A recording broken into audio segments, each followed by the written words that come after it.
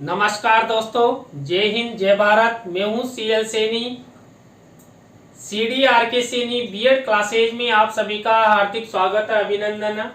दोस्तों, हमारे द्वारा आप सभी के लिए आपके बीएड पाठ्यक्रम, डीएड पाठ्यक्रम, बीए बीएड और बीएससी पाठ्यक्रम के लिए निःशुल्क रूप से क्लासें नियमित चलाई जाती है। दोस्तों, आप द्वारा हमारे इस हेल्पलाइन नंबर पर जो भी आपके पाठ्यक्रम से रिलेटेड टॉपिक हमें सेंड किए जाते हैं, समय रहते हम उन्हें समझाने का प्रयास करते हैं। दोस्तों, आज की लाइव क्लास में हम भाषाई विविधता के बारे में आपसे चर्चा करेंगे। दोस्तों, यह टॉपिक आपकी परीक्षा के लिए अति महत्वपूर्ण है। यह टॉपिक कई तरह से आपकी परीक्षा में आ सकता है। इसमें आपसे पूछा भी जा सकता है कि भाषाई विविधता से आप सब क्या क्या जानते हो, या भाषाई विविधता से आप क्या समझते हो। बालकों में भाषाई विविधता के क्या कारण हैं।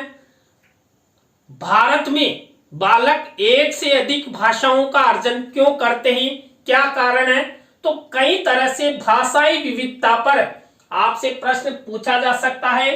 तो दोस्तों, आप सब बने रहें हमारे साथ, हमारे इस चैनल के साथ। और दोस्तों, यदि आप हमारे इस चैनल पर पहली बार आए हैं या आप हमारे चैनल की प्रत्येक वीडियो प्रतिदिन देखना चाहते हैं, तो हमारे इस चैनल को सब्सक्राइब करें और पास ही बने बेल आइकन के बटन को जरूर दबावें, जिससे आपको प्रतिदिन हमारी लाइव क्लास के नोटिफिकेशन मिलते रहे। दुनिया के उन अनूठे देशों में से एक है कौन? भारत, जहां भाषाओं में विविधता की विरासत है, अनेकता में एकता इसकी सबसे बड़ी विशेषता है। जो भारत देश है, इस भारत देश की प्रमुख विशेषता है अनेकता में एकता, क्योंकि यहाँ पर अनेक भाषाएं, अनेक विविधताएं पाई जाती है। यहाँ विभिन्न भाषाओं को बोलने वाले लोग रहते हैं। भारत के संविधान ने 22 भाषाओं को आधिकारिक रूप से मान्यता प्रदान किए। बहुभाषावाद भारत में जीवन का मार्ग है, क्योंकि देश के विभिन्न भागों में लोग अपने जन्म से ही एक से अधिक भाषा बोलते हैं और अपने जीवन काल के दौरान अतिरिक्त भाषाओं को सीखते हैं। दोस्तों, मैं आपको बता दूं, क्योंकि आप सभी जानते हैं हमारी माध्यम भाषा अलग है, हमारे घर की भाषा अलग है। तो जब बालक का जन्म होता है तो सबसे पहले वो परिवार की भाषा अर्थात माता की भाषा सीखता है। अब हमारे देश में क्षेत्रवार अनेक भाषाएं हैं, उन भाषाओं का ज्ञान वो अर्जन करता है, भाषाई कौशलों को प्राप्त करता है। उसके बाद विद्यालय में जाता है। अब विद्यालय में हिंदी माध्यम है या इंग्लिश माध्यम है, उनके आधार पर वो विद्यालय की भाषा सीखता है। इसके बाद राष्ट्रीय और अंतरराष्ट्रीय स्तर पर जिस भाषा का संप्रेषण आसानी से किया जा सके, उसके बारे में भी बालक ज्ञान ग्रहण करता है। यहाँ लगभग 179 भाषाएं एवं 544 बोलियां प्रचलन में हैं। विद्वानों का मत है कि भारत में 1650 भाषाएं एवं बोलियां पाई जाती है, जिनमें से 22 भाषाओं को तो भारतीय संविधान में प्रमुख रूप से मान्यता दी गई है। प्रत्येक भौगोलिक क्षेत्र या उप क्षेत्र की अपनी एक भाषा या बोली है।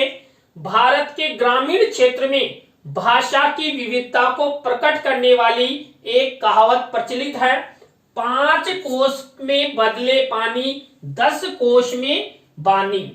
प्रत्येक 10 कोस के बाद भाषा में बदलाव आ जाता है। 10 कोस से मतलब 30 किलोमीटर के अंदर अंदर भारत के प्रत्येक क्षेत्र में भाषा में अंतर आ जाता है, उनकी बोलियों में अंतर आ जाता है। भाषा के साथ संस्कृति एवं धर्म भी जुड़े हुए हैं। विभिन्न धर्मावलंबी अपनी अपनी अलग अलग भाषा मानते हैं, जैसे हिंदू संस्कृत भाषा, हिंदी भाषा को मुसलमान अरबी एवं उर्दू भाषा को सिख गुरुमुखी को, और बौद्ध धर्म के लोग प्राकृत एवं पाली भाषा को। इसके अतिरिक्त भारतीय भाषाओं को 3 प्रमुख भागों में बांटा गया है। पहला भाग है, पहले भाषा परिवार में हिंदी, उर्दू, बंगला, असमिया, उड़िया, पंजाबी, सिंधी, मराठी, गुजराती, राजस्थानी, बिहारी, हिमाली आदि भाषाएं शामिल की गई है। इस भाषा परिवार को इंडो आर्यन भाषा परिवार के नाम से संबोधित किया जाता है, जो भारत में पाया जाता है। क्योंकि भारत में दोस्तों अनेक भाषाएं बोली जाती है और उन भाषाओं का अर्जन बालकों द्वारा किया जाता है। हमारे भारत में प्रत्येक बालक एक से अधिक भाषाएं बोलता है, अर्थात भारत में बहुभाषिकतावाद का प्रचलन बहुत ज्यादा है।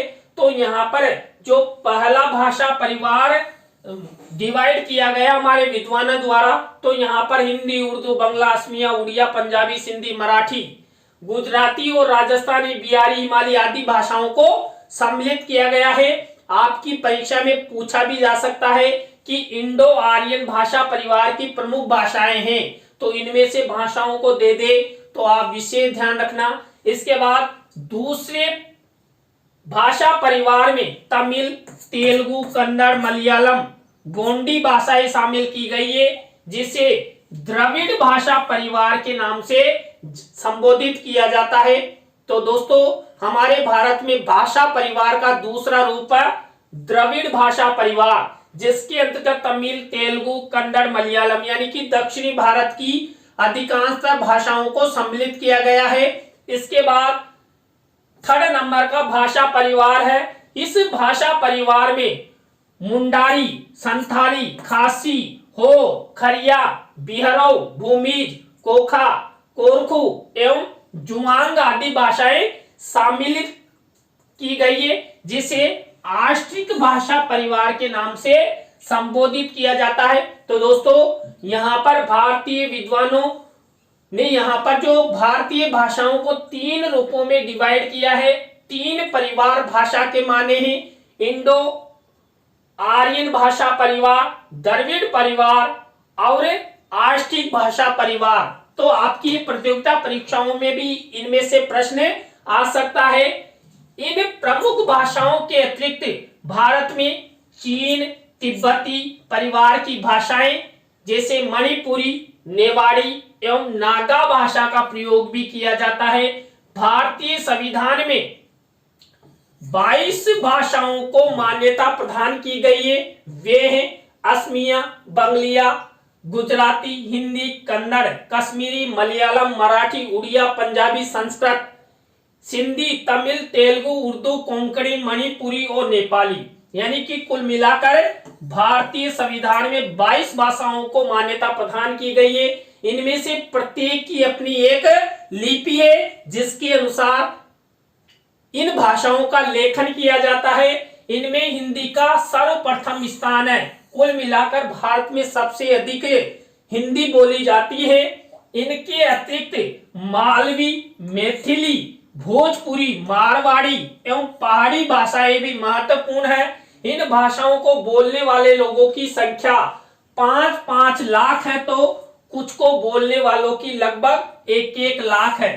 तो कुल मिलाकर जितनी भाषाएं हैं उनके हिसाब से अधिक बोलने वाले लोग हैं। जो जैसी भाषा का प्रयोग करता है, तो भारत में जितनी जनसंख्या है उसका अधिकांश भाग हिंदी भाषा का प्रयोग करता है और आपस में संप्रेषण करता है। तो दोस्तों यहाँ पर आज की लाइव क्लास के अंतर्गत हमने आपको भारत में भाषाई विविधता के बारे में बताया। भारतीय संविधान में कितनी भाषाओं को मान्यता दी गई है। तो दोस्तों यहाँ पर इस टॉपिक के माध्यम से आप अपनी परीक्षा में आसानी के साथ प्रश्न को हल कर सकते हैं, क्योंकि बहुत अच्छा टॉपिक है। आपसे पूछा भी जा सकता है कि भाषाई विविधता से आप क्या समझते हैं, तो आप यहाँ पर भाषाई विविधता का पता लगा सकते हैं, लिख सकते हैं। और दोस्तों यहाँ पर भारत में कितनी भाषाओं को भारतीय संविधान में मान्यता दी गई है, ये भी पता लगा सकते हैं। भारत की भाषाओं को कितने परिवारों में डिवाइड किया गया है ये भी आप बता सकते हैं। तो आपके इस टॉपिक में से वस्तुनिष्ठ रूप से भी प्रश्न अच्छे बनते हैं और निबंधात्मक रूप से भी अच्छे बनते हैं। और इसी कारण से भारत का प्रत्येक बालक एक से अधिक भाषाओं अर्थात बहुभाषिकता का प्रचलन हमारे भारत में है।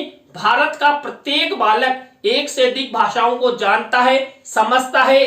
कई बालक तो एक से अधिक भाषाओं का लेखन कार्य भी कर लेते हैं। तो दोस्तों आज की लाइव क्लास आपको कैसी लगी कमेंट्स में हमें जरूर बताएं। और दोस्तों हमारे द्वारा जो हमारा दूसरा यूट्यूब चैनल है CDRK सैनिक कंपटीशन, इस पर हमने निःशुल्क रूप से सुबह और शाम को नियमित कक्षाएं प्रारंभ कर रखी है, जिसमें आप जीके और साइकोलॉजी से संबंधित अध्ययन कर सकते हैं, तैयारी को मजबूत कर सकते हैं, अपना रिवीजन कर सकते हैं। तो हमारे साथ जुड़े रहने के लिए दोस्तों CDRK सैनिक कंपटीशन क्लासेज को जरूर सब्सक्राइब करें और पास ही बने बेल आइकन के बटन को जरूर दबाएं, जिससे हमारे नोटिफिकेशन आपको मिलते रहे। और दोस्तों ये हमारा ऑफिशियल चैनल तो है ही, जो आपके लिए शुरू से ही तत्पर रहा है और इस पर आप लोगों का अच्छा सपोर्ट रहा है। तो दूसरे चैनल को भी सपोर्ट में लाएं और अपना ज्ञान बढ़ाएं। और दोस्तों आप भी चाहते हैं कि सैनी सर द्वारा हमारे पाठ्यक्रम से रिलेटेड टॉपिक ऑनलाइन समझाए जाए, तो दोस्तों आप यहाँ पर हमारे इस हेल्पलाइन नंबर पर हमसे संपर्क कर सकते हैं। हम आपको समय रहते मैटर मिलने के अनुसार उनको ऑनलाइन समझाने का प्रयास करेंगे। तो दोस्तों आज की लाइव क्लास में बस इतना ही। न्यू लाइव क्लास के साथ हम आपसे फिर मिलेंगे CDRK सैनिक BEd क्लासेज में। जय हिंद, जय भारत, राम राम सा, बाय।